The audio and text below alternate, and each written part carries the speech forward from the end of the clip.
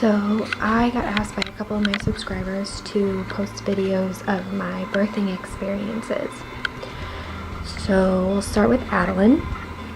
So Addie, I had a perfect pregnancy, didn't have any problems with her. She was due April 17th. I didn't really have too many, like Braxton Hicks, didn't really have much with her. And it was like 9:30 at night, something like that. Levi was at work and he was going to bring me home dinner on the way home. And I was at home. My water broke. So called Levi, told him that my water broke, that I needed to go to the hospital. I kept waiting though for like the contractions to start, because in the movies the water breaks and then you're like in immediate pain, and that's not at all how it actually happens. So I was at home for about a half hour after and didn't have any pain, nothing. Got my bags and stuff ready, packed by the door, ready to go. When he got there, drove the 10 minutes to the hospital. Still didn't really have much. I had a small contraction on the way there, but I was like, I can do this, not really thinking too much about it. Wasn't really a whole lot of pain at that point. And then got to the hospital, got checked in, and that's kind of when my labor started. As soon as the contractions started, I was like immediately in hard labor. Like there was no pause in between. My contractions were about 45 seconds long and they were about a minute apart, so I had about a 10-second break in between contractions. I went in there and I was dilated to a 3. After the first 2.5, 3 hours of hard labor, I got to a 5 and I was finally able to have an epidural. So I got the epidural, it was like 1:30 or 2 in the morning. Got that done and I was able to sleep for a little while till about 5:30 or so in the morning. And she had progressed down into my canal far enough that she was sitting on all of my nerves in my back. So I had this horrible pain, pinching pain right in between my shoulder blades, and I just could not move. I couldn't get comfortable. I was miserable for the next 10 hours. It was like that. I couldn't move. I just wasn't getting far at all. About 4:30 that afternoon, I had been in hard labor about 17 hours at that point, and I was exhausted and I couldn't handle much more. The nurse came in and checked me and said, you're dilated to 9.5, you're almost there, we're gonna get you going. But then Addie started to have, her heart started to decelerate, so her heart would drop on the machine and her heart rate wasn't staying up. So basically telling them that she was stressed out, that she was getting too stressed. She'd been in the canal for too long and she couldn't handle much more. So they started watching that. Well then 10 minutes or so after the nurse checked me, the doctor came in and flipped me over on my hands and my knees. My whole butt was sticking out for everyone to see. So there was 4 nurses and the doctor and my husband and my parents, everybody there just to see me,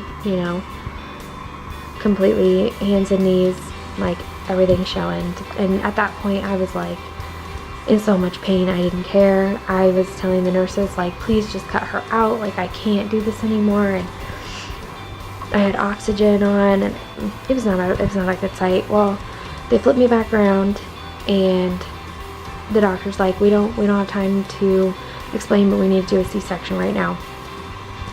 And within 3 minutes I was down in the operating room. We had a swarm, a whole team come in and they rushed me down, and it was extremely fast. They didn't have time to explain anything. They were we'll explain it all later, but you have to have a C-section, we don't have a choice anymore. And so they took me down, did the C-section. Levi did get to stay in, and I got to see Addie for about 30 seconds before they took her out with Levi. And that was pretty much it. They put me under after that, and I was in surgery for about 2 hours from that point. My placenta had detached when I was upstairs, And so I was unable to have her vaginally. And I was bleeding a lot.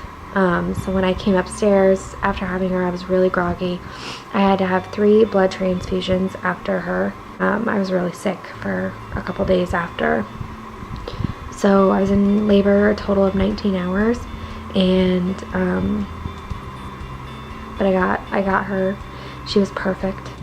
She latched really well for breastfeeding. She had everything she needed. She was jaundicey, so when she did come home, we had a nurse come home the next day and set up a bilirubin blanket for her that we had at home, and she was on that for about a week. And they came and got it and kind of checked on her at home so that we could bring her home. So, I mean, it was a very scary experience for me, just because I wasn't expecting that. Like, you make a birth plan and you think about it for 9 months, and then it kind of happens and nothing goes as planned. That's kind of like having a baby, though. I mean, nothing really ever planned at that point. So, but that's kind of what happened with Adeline. Andrew was a complete mess. His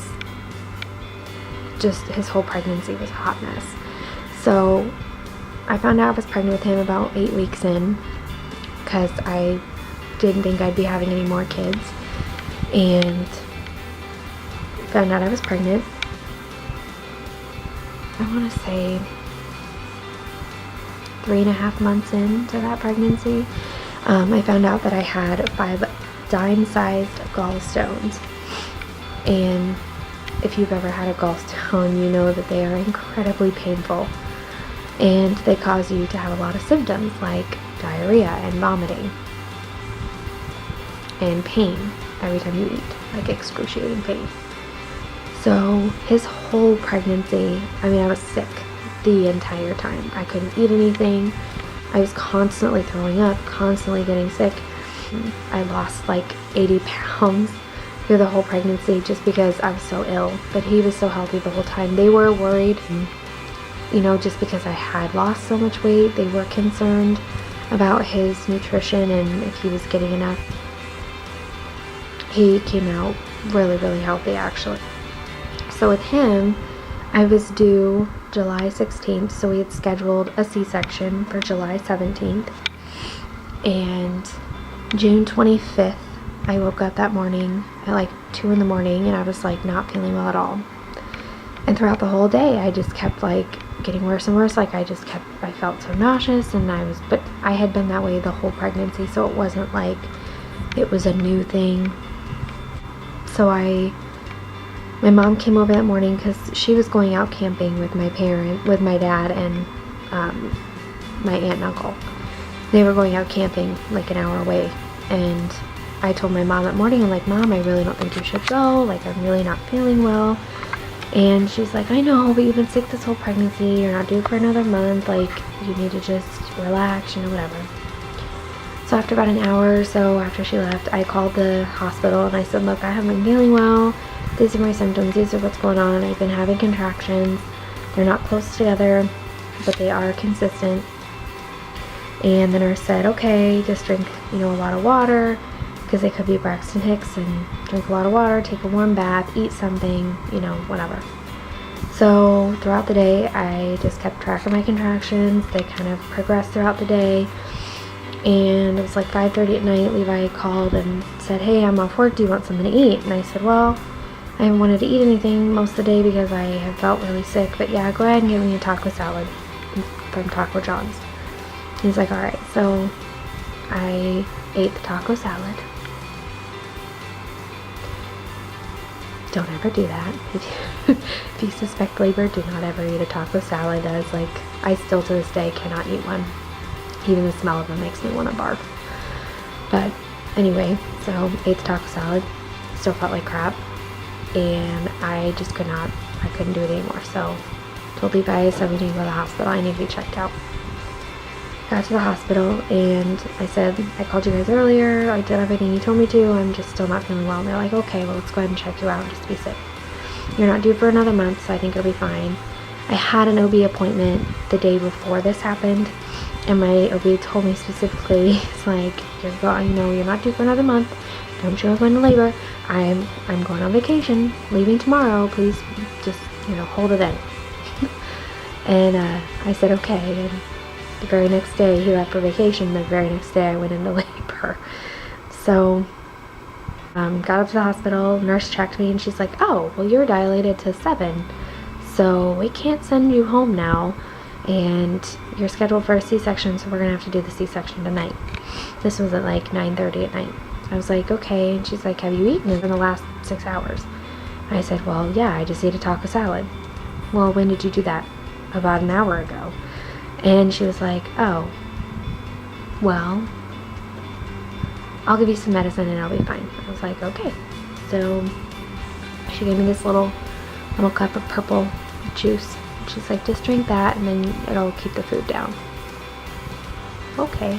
So I drank the purple juice and they wheeled me down to call my mom. Said, Mom, they're taking the baby tonight. It's like 10:30, 11 o'clock. And she's like, are you serious? I said, yeah, I told you not to go camping. I'm going in to have my C-section now. And she's like, all right, well, I'm coming. They gave me my spinal tap or my epidural, laid me down, so I was numb from the neck down. And that lady had given me the purple juice so that I wouldn't throw up. And I'm laying there, and I'm completely numb. I can't move.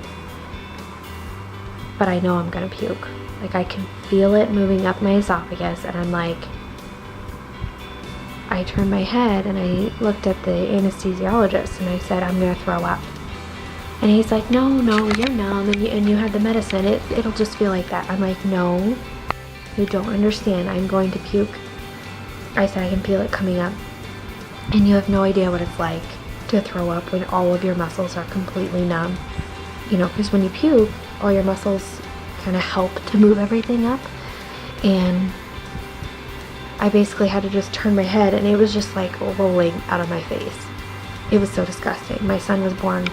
I had puke in my hair and chunks of taco salad. It was one of my good moments. So we went down. This C-section compared to Addie's was a lot more like relaxed, and Addie's was more of an emergent type thing, so I didn't really get to see Addie. It was just a very different atmosphere. The surgeons during Addie's surgery were very much more like tensed up. They were not freaking out, but they were a lot more focused. With Andrew, you could tell they were focused, but they were also relaxed, and the atmosphere was so much different with Andrew than it was Addie. So we had Andrew. He was perfectly healthy. He actually had a 3-pronged umbilical cord, which I guess is really rare, but they said that it's very, very, very good. That means that he was very healthy. But yeah, he had a 3-pronged umbilical cord, which was amazing, and his umbilical cord was huge. It was like the size of a quarter, which is just crazy. So they were really impressed with that, which just kind of amazed me because I was so sick. And so it just goes to show you it doesn't always affect the baby the way that you think it will. So I had him and he came out. He was beautiful, full head of hair, perfect.